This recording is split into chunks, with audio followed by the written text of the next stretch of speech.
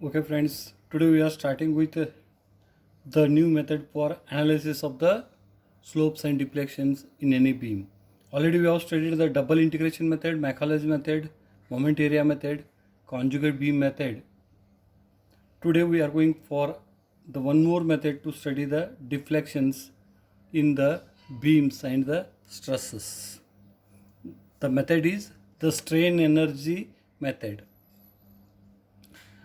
Once first we need to know what we mean by the strain energy.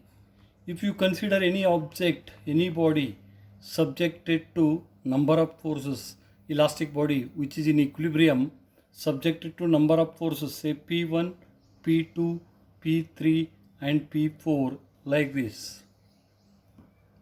The body, when it experiences all these forces, definitely you know that it will get disturbed, it will undergo the deformations. It may get disturbed. The shape of the body may be anything after application of the load. But one thing is, because of this applied load, at the point of deformation, the force applied on the body will undergo a certain displacement. Say like this is what the displacement in the direction of P1, displacement in the direction of P2, like that. P3 is undergoing a deformation, or the displacement is equal to del P3 and del P4. Means the force is undergoing the deformation or the displacement. The other meaning of that one is that force is doing the work. It is doing the work on the body. Means it is supplying the energy to the body by means of doing the work on it. And we know the energy can neither be created nor be destroyed. This work done on the object is stored in the object in the form of the energy. This energy is known as the strain energy. Work done on the body, work done by the force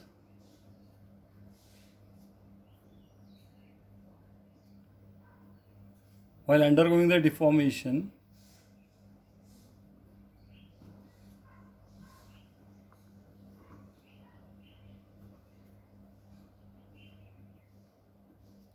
is stored in the body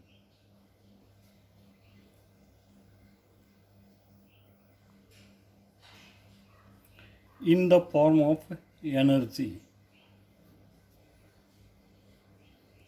And this energy is known as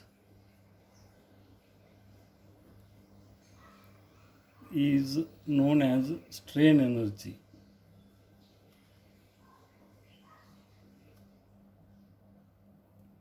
This energy stored in the body is known as strain energy. The best example that I can give you for this particular strain energy concept is, if we are considering a spring,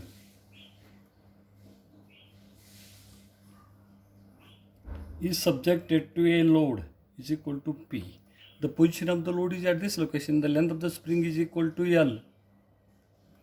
After experiencing the load, this spring will come back to new position. Say the point A is coming to the new position A dash, and P is undergoing a force, is displaced by this much of amount. That is nothing but the deformation of the spring. So work is done by this particular force on the spring. This work done is stored in the form of the energy, and that energy is known as the strain energy. Means any object in equilibrium is, when experiencing the forces, forces will undergo the deformations or the displacements as a consequence of the deformation in the object. This displacement experienced by the forces, in the sense the force will do the work, and this work done by the force is stored in the body in the form of the energy, and that energy is known as the strain energy.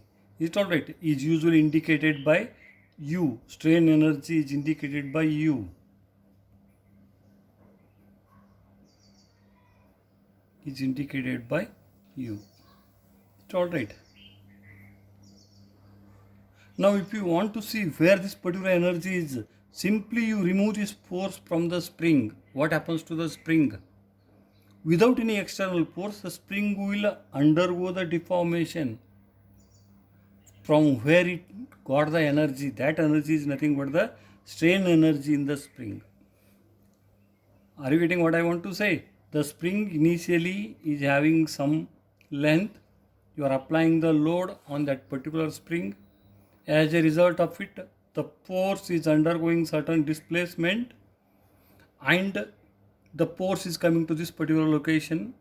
From this location, if you remove the force, if you take out that particular force, the spring without any external force is undergoing the deformation. Means indirectly some energy was there in the spring.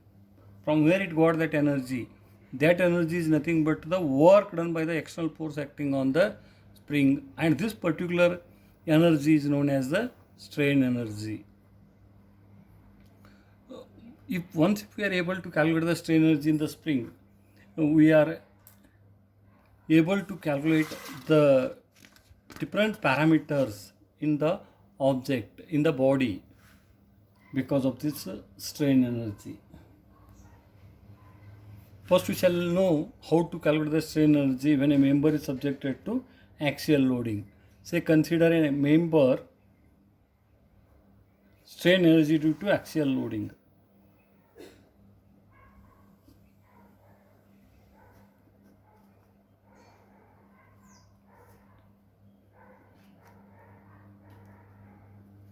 Axial loading. Yes, friends, consider a small member, say having a cross-sectional area. If I cut it, its cross-sectional area is A. The cross-sectional area is A. Young's modulus for the material is E.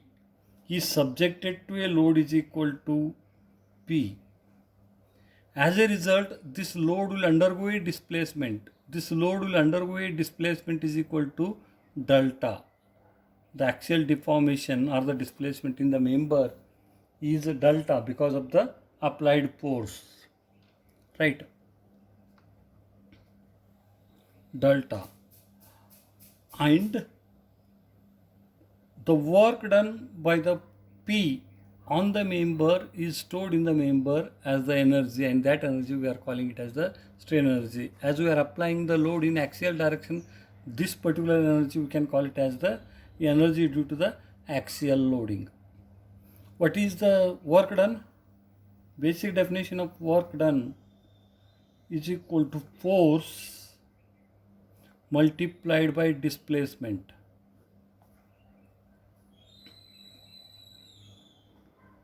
Now friends, imagine here the force P we are putting on the member, but it won't undergo the deformation at once. As and when the resistance is developed in the member, means initially the external force on the member P is equal to 0. Inside resistance is equal to 0. Deformation in the member is equal to 0. As the load is applied, the resistance in the member will gradually increase from 0 to P, and during that particular process the member is undergoing a deformation is equal to delta. Therefore, what I can say, this force is undergoing a displacement, but while undergoing the deformation, the force on the member is not constant. Therefore, the work done is equal to force multiplied by displacement. When we are doing it, we are taking the average force multiplied by displacement. Yes, what is the average force on the member? Average force, initially the force on the member is 0, the final force on the member is P. Average I want 0 plus P divided by 2 into the deformation of the member is delta is equal to work done on the member because of the axial loading, right? This is equal to this average. Why you are using, you got it. right or not? Means the member will not undergo the deformation at once, or the resistance in the member will not be developed at once. That is why either we need to take the average displacement like delta by 2 into P. If you are not satisfied with this one, you can take the average force, that is 0 plus P divided by 2 into delta will be the work done by the member while the force undergo the displacement is equal to delta. Now, can you tell me what may be the value of delta? Already in first year SOM we have studied, in the previous semester we have studied, when a member experiences a force P and cross sectional area is A, length of the member is L, then the deformation in the member is given by P into L divided by A into E. Deformation in the member is given by P into L divided by A into E. Hence, substitute the value of delta in this particular expression, that is equal to P divided by 2 into P into L divided by A into E. Therefore, the work done on the member, work done by P is equal to, work done is equal to P square into L divided by A into E. This work done itself is stored in the member in the form of the energy, and that energy, P square L divided by 2A into E. This work done is stored in the member in the form of the energy. This itself is called as the strain energy. Therefore, when a member is subjected to the axial loading, the strain energy stored in the member is given by P square into L divided by 2AE. Therefore, strain energy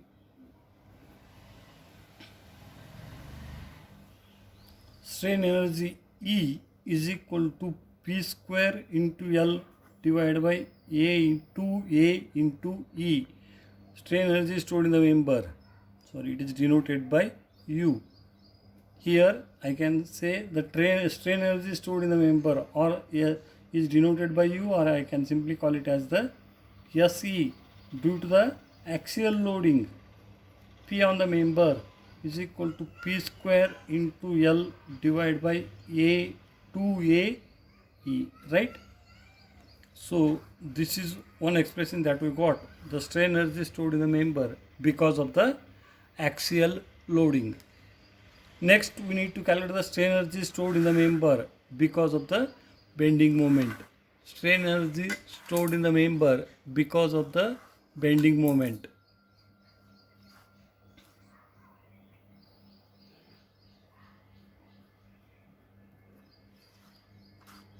Strain energy due to bending moment.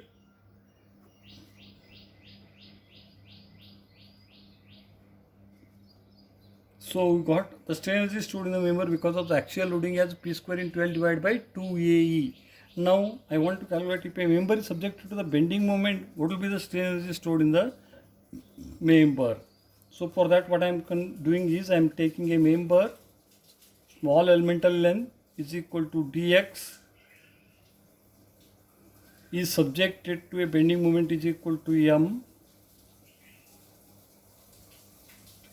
Because of the applied bending moment, the member will undergo a deformation like this, and the member will undergo a slope is equal to dy by dx.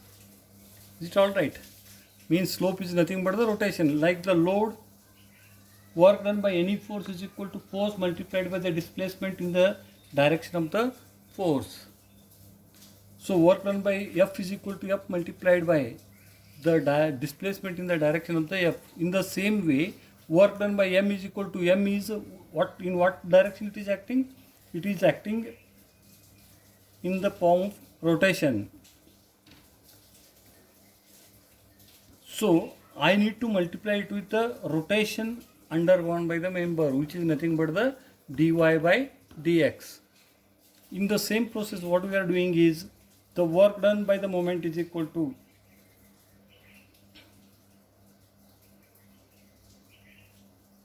work done by moment is equal to what? The average moment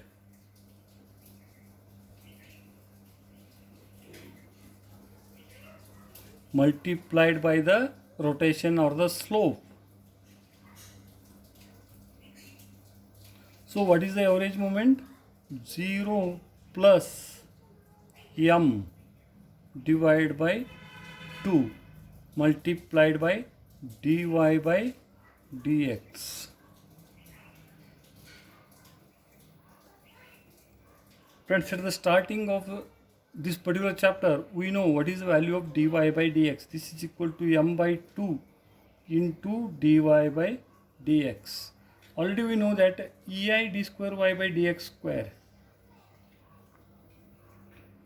is equal to m. ei d square by dx square is equal to m. Therefore, ei d square y by dx square is equal to m. Therefore, what is the dy by dx? Integrate it. Therefore, dy by dx is equal to integral of m over ei. dy by dx is equal to integral of m over ei. Therefore, what is the work done? Dy by, substitute this value of dy by dx in this expression. What you are going to get? Yes, m divided by 2 into m over ei, that is equal to into dx. Integral, when it comes, we need to integrate it with respect to the x. Therefore, finally what we are going to get is m is a function of x. Therefore, the strain energy stored in the member due to the bending moment is given by m square over 2 ei into dx.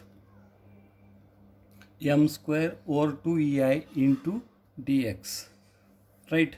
So this happens to be very important expression. Strain energy stored in the member due to bending. Strain energy stored in the member U due to bending is equal to SE, strain energy due to bending, that is given by. Yes, these two expressions you need to remember in this particular chapter. One is the strain energy due to the axial loading. Strain energy due to axial loading is given by P square into L divided by 2AE. And strain energy due to the bending moment is given by m square over 2ei into dx. We need to carry out the integral. Yes, we are having so many methods, so many ways to calculate the deflection in the beam by using the strain energy. Out of that, Castigliano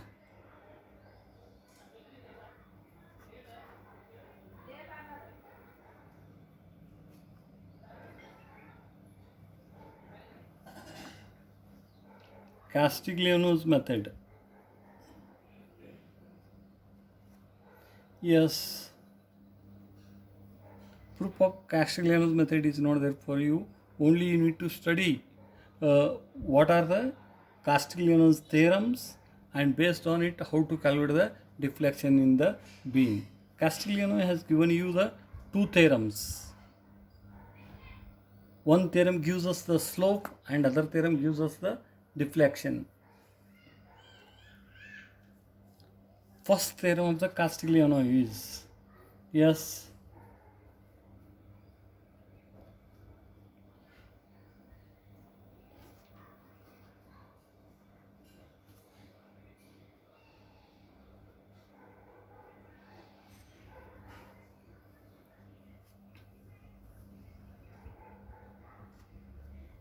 yes friends, what he says is partial differentiation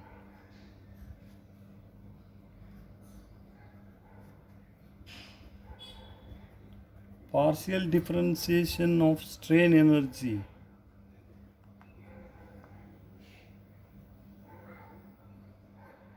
stored in the member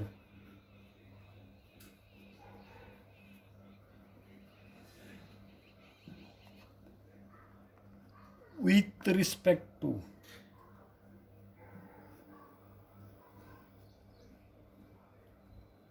load at any point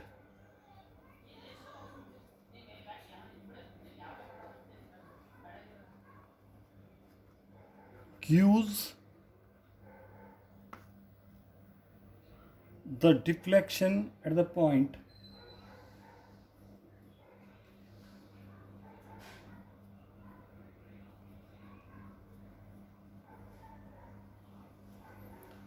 in the direction of loading.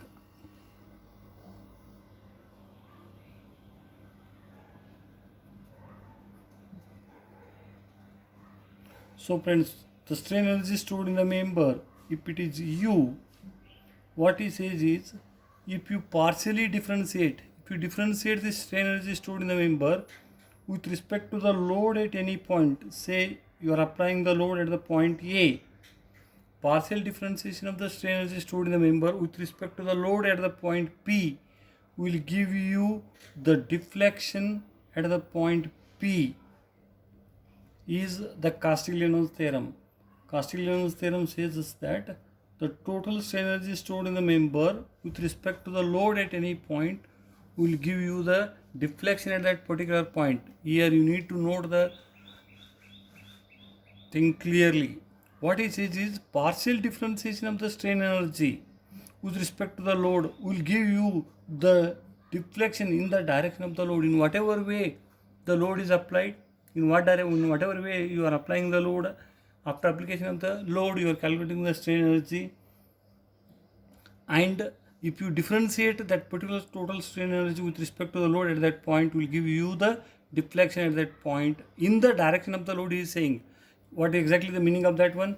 If the load is acting in downward direction and other load, whatever may be the other directions of the other loads, if you want a deflection at any particular point, say here a member is subjected to n number of loads, say here it is subjected to a uniformly distributed load and a concentrated load, something like that. The point A, here the force or the load acting is say PA and some concentrated loads. You need to calculate the total strain energy stored in this particular member. How to calculate the total strain energy stored in the member? I will tell you. Strain energy stored due to bending is given by integration of strain energy stored due to the bending moment is given by integration of S m square over 2 EI m square over 2 EI into dx. If you differentiate this strain energy stored in the member with respect to the load acting at the point, it will give you the deflection in the direction of the load at that point. Remember it. Here you assume the load to act in downward direction, whatever may be the direction of all other loads.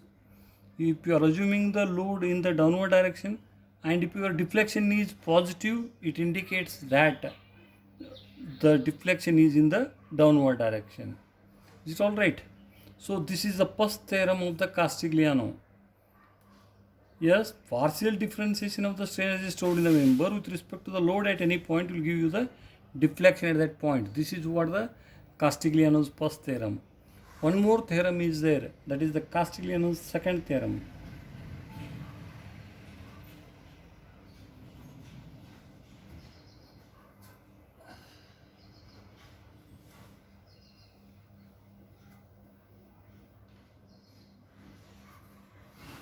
Yes, Castigliano's first theorem will give you the deflection at any point, and Castigliano's second theorem will give you the rotation at any point.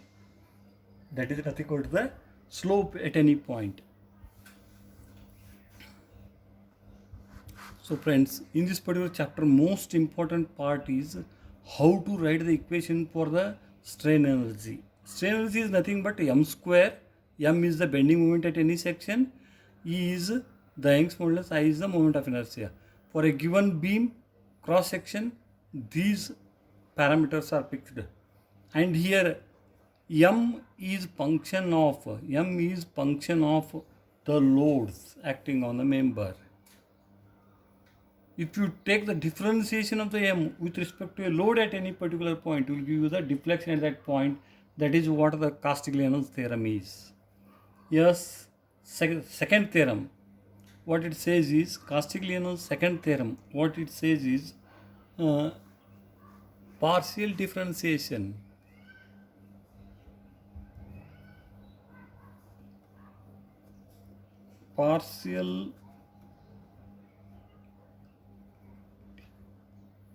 Partial differentiation of strain energy stored in the member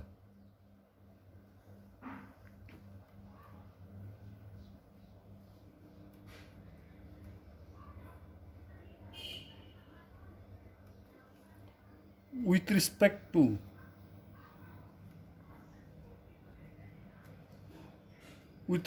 to moment at any point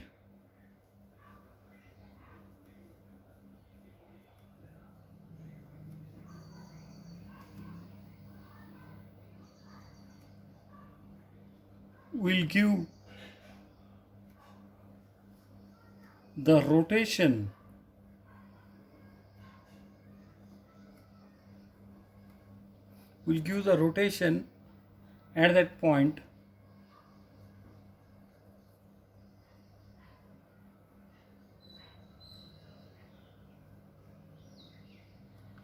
in the direction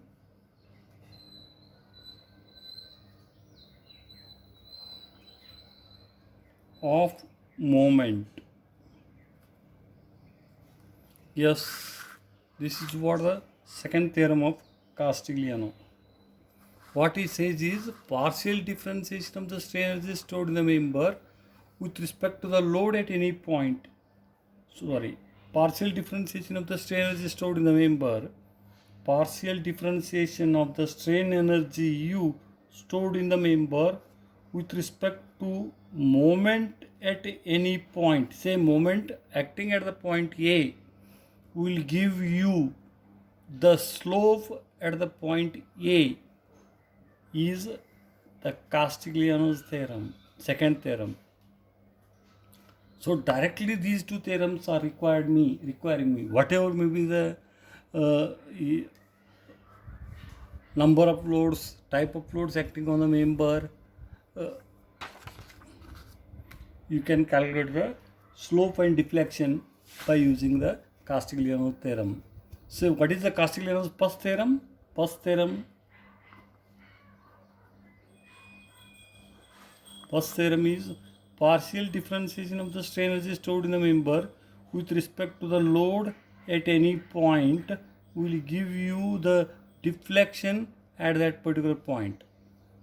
Now already you know the expression for the strain energy stored in the member. What is the expression for the strain energy stored in the member due to bending is equal to strain energy stored in the member due to the bending is given by m square over 2EI, m square over 2EI into dx. Now this is nothing but the value of u. Substitute the value of u here. What you are going to get? Substitute the value of u here. Du by dpa. That is nothing but integral of m being the function of p. What is the partial differentiation of the m with respect to p? Partial differentiation of the m with respect to p, like the partial differentiation of y square with respect to x is 2y. Like partial differentiation of the m square with respect to p is 2m into what else? Dy by dx. Like that here dm by dpa. dm by dpa over ei. Right? Partial differentiation of the strain energy stored in the member. This is nothing but our du by dpa is equal to, what is this number? This number as per the Castigliano's theorem is nothing but the deflection at the point A. Yes, generalized form of this one is, yes, if I want the deflection at any point where the load is W, that time what is the deflection at that point is equal to integral of 2m over ei dm by dw is equal to deflection at that particular point. This is what the Castiglione's first theorem. What second theorem says us? The total strain energy stored in the member when I am taking the partial differentiation of it with respect to the moment acting at any particular point. Moment acting at any particular point will give you the rotation at that particular point. Will give you the rotation at that point. Yes.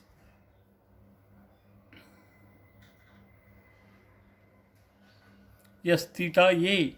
Theta A is equal to, what is the strain energy stored in the member? Partial integral of partial differentiation with respect to MA of what? M square over 2EI into dx. Therefore, what is the value of theta A? Take the partial differentiation of this one with respect to what? With respect to MA. Therefore, what is the partial differentiation of M square with respect to MA? 2M. Then dm by dma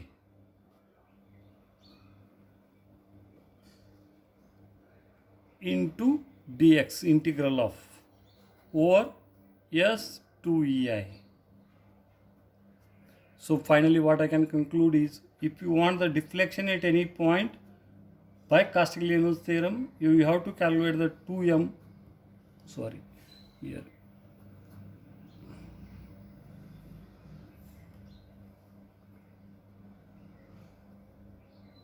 You have to calculate the m over ei into dm by dpa.